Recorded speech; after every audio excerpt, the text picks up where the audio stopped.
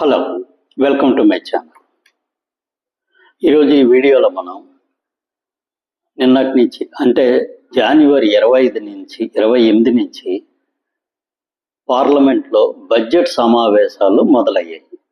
ఈ బడ్జెట్ సమావేశాల్లోనే వైఎస్ఆర్సిపి సంబంధించిన ఎంపీలు ఏ విధమైన వాదనలు వినిపించారు, దాని పర్యవసనాలేంటి, వాళ్ళు వినిపించిన వాదనలోనే ఏమైనా సరే సమంజసంగా ఉన్నాయా లేదా అనే దాని గురించి మనం ఈ వీడియోలో తెలుసుకుందాం. ముందుగా ఈ ఛానల్ సబ్స్క్రైబ్ చేసుకోకపోతే ప్లీజ్ ఈ ఛానల్ సబ్స్క్రైబ్ చేసుకోండి. ఈ ఛానల్ అభివృద్ధికి మీ వంతు సహకారం అందిస్తారని ఆశిస్తున్నాం. ఇక ఆ విషయంలోకి వెళ్తే, ఈరోజు పార్లమెంట్ సెషన్ సందర్భంగా వైఎస్ఆర్సిపి పార్లమెంటరీ పార్టీ అధినేత అయినటువంటి శ్రీ మిథున్ రెడ్డి గారు పార్లమెంట్లో ప్రసంగించడం జరిగింది. ఆయన ప్రసంగంలోని ముఖ్య అంశాలు అనేవి నేను ముందుగా చెప్పి ఆ తర్వాత వాటికి సంబంధించిన అనాలిసిస్ చేసుకుందాం. ముందుగా ఆయన కొన్ని దాదాపు ఒక 5-6 విషయాలని పార్లమెంట్లో లేవనెత్తడం జరిగింది. ఇక్కడ మనం గమనించాల్సిన విషయం ఏంటంటే, పార్లమెంట్లో ఏదైనా విషయం లేవనెత్తేటప్పుడు అది మన రాష్ట్ర ప్రయోజనాలకు సంబంధించినదై ఉంటే అది మన రాష్ట్రానికి ఎంతో కొంత మేలు చేస్తుంది. అంతేగాని ఇక్కడ ఉన్న పార్టీలు ఒకదాని మీద ఒకటి దుమ్మెత్తి పోసుకుంటే దానివల్ల మన రాష్ట్రానికి వచ్చే లాభం ఏమీ ఉండదు. ఆ విషయం వైఎస్ఆర్సిపి ప్రభుత్వం పార్టీ ఎంపీలు మర్చిపోయి ఆయన ఇక్కడ ఉన్న అధికార పార్టీ మీద మాత్రమే విమర్శలు చేయడానికి ఎక్కువగా దృష్టి పెట్టినట్టు ఆయన ప్రసంగం వింటే మనకు అర్థమవుతుంది. దీంట్లో ముందుగా ఆయన లేవనెత్తిన పాయింట్ స్పెషల్ స్టేటస్ గురించి. అసలు ఈ స్పెషల్ స్టేటస్ అనే పదం ఆల్మోస్ట్ జనాలు మర్చిపోయారు. మన రాష్ట్రం విడిపోయి దాదాపు 12 సంవత్సరాలు అయిపోయింది. ఇప్పుడు ఆయన స్పెషల్ స్టేటస్ గురించి పార్లమెంట్లో మాట్లాడుతున్నారు. దీనివల్ల ఏమైనా ఉపయోగం ఉంటుందా? ఇంతకుముందు వైఎస్ఆర్సిపి అధికారంలో ఉంది 2019 నుంచి 2024 వరకు. ఆ సమయంలో ఎన్నికలు జరిగేటప్పుడు మేము అధికారంలోకి వస్తే కేంద్ర ప్రభుత్వం మెడలు వంచి స్పెషల్ స్టేటస్ తీసుకొస్తాము, స్పెషల్ స్టేటస్ వస్తే మన రాష్ట్రం విపరీతంగా అభివృద్ధి చెందిపోద్ది అని చెప్పి ఎలక్షన్లకు వెళ్ళి ఎలక్షన్లో గెలుపొందిన తరువాత అసలు ఆ విషయాన్నే మర్చిపోయారు. వాళ్ళు 5 సంవత్సరాల పాటు అధికారంలో ఉన్నారు. బీజేపీతోనే పంటకాగుతూనే వెళ్ళారు. మరి ఇప్పుడు మళ్ళీ స్పెషల్ స్టేటస్ గురించి మాట్లాడడం వల్ల ప్రయోజనం ఏముంది? వాళ్ళ అధికారంలో ఉన్నప్పుడేమో ఆ విషయం గురించే మర్చిపోయారు. ఇప్పుడు స్పెషల్ స్టేటస్ గురించి మాట్లాడుతున్నారు. ఇక రెండో విషయం పోలవరం. పోలవరం అనేది చాలా వరకు మన రాష్ట్రానికి జీవనాడి అని వాళ్ళు చెప్పారు, మన అందరూ తెలుగుదేశం ప్రభుత్వం చెప్తుంది. తెలుగుదేశం ప్రభుత్వం ఉన్నప్పుడు ఏం చేశారు, వైఎస్ఆర్సిపి ప్రభుత్వం ఉన్నప్పుడు ఏం చేశారు? వైఎస్ఆర్సిపి ప్రభుత్వం ఉన్నప్పుడు దాదాపు 1 కేజీ కాంక్రీట్ కూడా పోలవరంలో వేసి దాని నిర్మాణానికి సంబంధించి 1 అడుగు కూడా ముందుకు వేయలేదు. దీనివల్ల సగం నిర్మాణం జరిగిన పోలవరం భారీ ఎత్తున వరదలు వచ్చి కొన్ని ఈ డయాఫ్రమ్ వాల్ అని కాపర్ డామ్ అని ఇటువంటి అన్ని కొట్టుకుపోయి దాదాపు మరో 2,000 కోట్ల రూపాయలు ఎక్స్ట్రా బర్డెను ఈ పోలవరం డ్యామ్ మీద పడడం జరిగింది. ఈరోజు ఆయన పార్లమెంట్లో ఆయన వాదనలు వినిపిస్తూ అసలు పోలవరం అనేది కేంద్ర ప్రభుత్వం కట్టాలి కదా, అటువంటిప్పుడు మా రాష్ట్ర ప్రభుత్వం చేతిలో ఎందుకు పెట్టారు అని ఈరోజు పార్లమెంట్లో ఆయన ఒక ప్రశ్న లేవనెత్తడం జరిగింది. కాబట్టి ఇక్కడ మనం గమనించాల్సిన విషయం, అదే ప్రశ్న వాళ్ళ అధికారంలో ఉన్నప్పుడు వేసుకుని ఉంటే బాగుండేది. అప్పుడే వాళ్ళు మేము ఈ పోలవరం కట్టలేము, ఈ కేంద్ర ప్రభుత్వమే కట్టండి అని చెప్పి కేంద్ర ప్రభుత్వం చేతుల్లో పెట్టేయచ్చు కదా. అలా పెట్టలేదు. ఇప్పుడు అంటారు కేంద్ర ప్రభుత్వం పోలవరం కట్టచ్చు కదా, ఇక్కడ రాష్ట్ర ప్రభుత్వం చేతికి ఎందుకు ఇచ్చారు, వాళ్ళ ఆధ్వర్యంలో ఎందుకు కడుతున్నారు అని ఈరోజు పార్లమెంట్లో ఆయన ప్రశ్న లేవనెత్తడం జరిగింది. ఇది చాలా వరకు ఈ వైఎస్ఆర్సిపి ఎంపీల ద్వంద్వ నీతికి నిదర్శనం.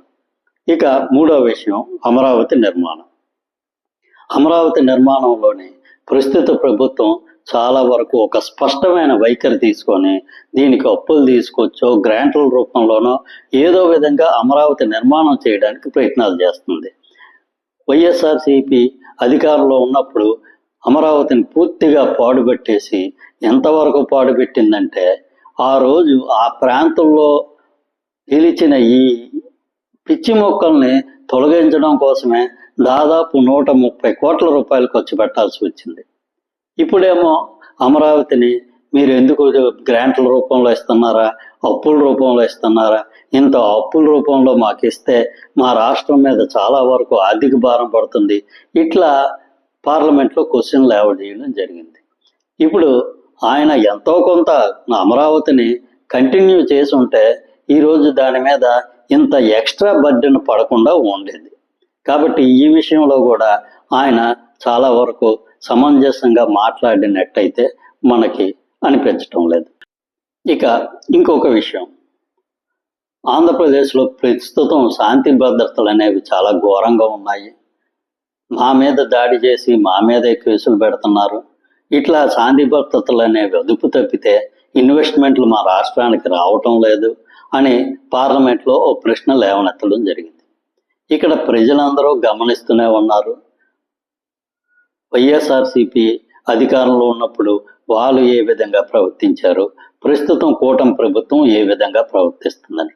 ఇక్కడ ఈ పార్టీలు గమనించాల్సిన విషయం ఏంటంటే, వైఎస్ఆర్సీపీ అధికారంలో ఉన్నప్పుడు తెలుగుదేశం మీద కార్యకర్తల మీద కేసులు పెడతారు, తెలుగుదేశం అధికారంలో ఉన్నప్పుడు వైఎస్ఆర్సీపీ కార్యకర్తల మీద కేసులు పెడుతుంది. ఇది సామాన్యంగా ప్రతిసారి జరిగే విషయమే. దీని గురించి ప్రజలు పెద్దగా పట్టించుకోరు, ఎందుకంటే అది వాళ్ళ ప్రస్తుత పార్టీలకు సంబంధించిన విషయం, అది వాళ్ళ రాజకీయాలు. కాబట్టి ఇక్కడ సామాన్య ప్రజల మీద ఏమైనా సరే ఇలా అడ్డగోలు కేసులుగా పెడితే అప్పుడు ప్రజల్లో దాని మీద వ్యతిరేకత వస్తుంది. వైఎస్ఆర్సీపీ ఉండేటప్పుడు చాలా వరకు సామాన్య ప్రజల మీద కేసులు నమోదు చేయడం జరిగింది, చాలా ఇండస్ట్రీల్ని గింటి వేయడం కూడా జరిగింది. ప్రస్తుతం ఆయన ఆంధ్రప్రదేశ్కి ఇన్వెస్ట్మెంట్లు రావడం లేదు అని పార్లమెంట్లో చెప్పడం జరిగింది. కాకపోతే మనందరికీ తెలిసిన విషయమే, గత 1.5 yearగా ఆంధ్రప్రదేశ్కి కనీవిని ఎరుగని రీతిలో చాలా భారీ ఎత్తున పెట్టుబడులు రావడం జరుగుతుంది. భారతదేశం మొత్తం మీద పెట్టుబడులకు జరిగిన ఎంఓఈలోని దాదాపు 4వ వంతు 25% మన రాష్ట్ర ప్రభుత్వం ద్వారానే జరిగాయి. అంటే ఇక్కడ పెట్టుబడులు పెట్టడానికి ఇన్వెస్టర్స్ ఎవరు కూడా ఆంధ్రప్రదేశ్లో శాంతి భద్రతలు లేవని భయపడటం లేదు. వైఎస్ఆర్సీపీ అధికారంలో ఉన్నప్పుడు మాత్రమే ఏ పెట్టుబడులు పెట్టడానికి కూడా ఇన్వెస్టర్లు భయపడడం జరిగింది. ఈ విషయంలో కూడా పార్లమెంట్లో వాళ్ళు తప్పుడు సమాచారం ఇచ్చినట్టుగా మనకు అనిపిస్తుంది. ఇక అన్నిటికన్నా చివరిది విశాఖపట్నం స్టీల్ ప్లాంట్. ఈ విశాఖపట్నం స్టీల్ ప్లాంట్ ప్రైవేటు పరం అయిపోతుందని చెప్పి ఈరోజు పార్లమెంట్లో ఆయన ప్రశ్నలు లేవనెత్తారు. అసలు వైఎస్ఆర్సీపీ అధికారంలో ఉన్నప్పుడు వాళ్ళు ఏమైనా సరే విశాఖపట్నం స్టీల్ ప్లాంట్ అనేది ప్రైవేటీకరణ జరగకుండా ఉండడానికి ఏ విధమైన చర్యలు తీసుకున్నారు అని అంటే శూన్యం, జీరో. వాళ్ళు ఏ విధమైన చర్యలు తీసుకోలేదు. ఈరోజు స్టీల్ ప్లాంట్ ప్రైవేటీకరణ అవుతుందా లేదా అనేది పక్కన పెడితే, కూటమి ప్రభుత్వం వచ్చిన తర్వాత దాదాపు 13,000 కోట్ల రూపాయలు ప్యాకేజీ తెచ్చుకోవడం జరిగింది. అదేవిధంగా రాష్ట్ర ప్రభుత్వానికి కట్టవలసిన ఈ కరెంటు బకాయిలు, పవర్ బకాయిలు దాదాపు 2,500 కోట్ల రూపాయలని రాష్ట్ర ప్రభుత్వం వారు ఈక్విటీ కింద కన్వర్ట్ చేసి ఆ డబ్బుని ఏమాత్రం తీసుకోకుండా స్టీల్ ప్లాంట్ని వదిలివేయడం జరిగింది. అంటే ఇక్కడ కూటమి ప్రభుత్వం తన వంతు పాత్రని పోషించడం జరుగుతుంది. విశాఖపట్నం స్టీల్ ప్లాంట్ అనేది ప్రైవేటీకరణ జరగకుండా ఏ విధమైన ప్రయత్నాలు చేయాలో ఆ ప్రయత్నాలన్నీ ప్రస్తుత కూటమి ప్రభుత్వం చేస్తుంది. అంటే కూటమి ప్రభుత్వం చాలా తీవ్రంగా ప్రైవేటీకరణ ఆపు చేయడానికి ప్రయత్నాలు చేస్తుంది. ఆగుతుందా లేదా అనేది తర్వాత ఉంది. కానీ వైఎస్ఆర్సీపీ అది కూడా చేయలేదు. ఇప్పుడేమో పార్లమెంట్లో విశాఖపట్నం స్టీల్ ప్లాంట్ని ప్రైవేటీకరణ కాకుండా ఆగాలి అంటారు. ఇది వాళ్ళ అధికారంలో ఉన్నప్పుడు మాత్రం అది గుర్తు రాలేదు. కాబట్టి ఇక్కడ వైఎస్ఆర్సిపి కేవలం తన రాజకీయ విషయాలను బయట పెట్టుకోవడానికి మాత్రమే ఇక్కడ పార్లమెంట్లో తన వాదనలు వినిపించడం జరిగింది. ఈయన తర్వాత తెలుగుదేశం పార్టీ కూడా వాళ్ళ వాదనలు వినిపించడానికి సమయం లోక్సభ స్పీకర్ గారు ఇవ్వడం జరిగింది. ఈ పార్లమెంటు సెషన్లోనే శ్రీ లావు శ్రీకృష్ణదేవరాయలు గారు చాలాసేపు మాట్లాడడం జరిగింది. ఆయన మాట్లాడిందంతా రాష్ట్ర ప్రభుత్వానికి ఏ విధంగా నిధులు కావాలి, రాష్ట్ర ప్రభుత్వ ప్రస్తుత పరిస్థితి ఏమిటి, తనకి ఏ పథకాల ద్వారా నిధులు మంజూరు చేయాలి, వీటి గురించే మాట్లాడారు తప్ప వైఎస్ఆర్సీపీ గురించి ఒక్క చిన్న విషయం కూడా ఆయన లేవనెత్తడం జరగలేదు. పూర్తిగా రాష్ట్ర ప్రయోజనాలకు సంబంధించిన ప్రశ్నలనే ఆయన లేవనెత్తడం జరిగింది. కాకపోతే ఇక్కడ వైఎస్ఆర్సీపీ మాత్రం తన పర్సనల్ ఎజెండాకి సంబంధించిన ప్రశ్నలు లేవనెత్తడం జరిగింది.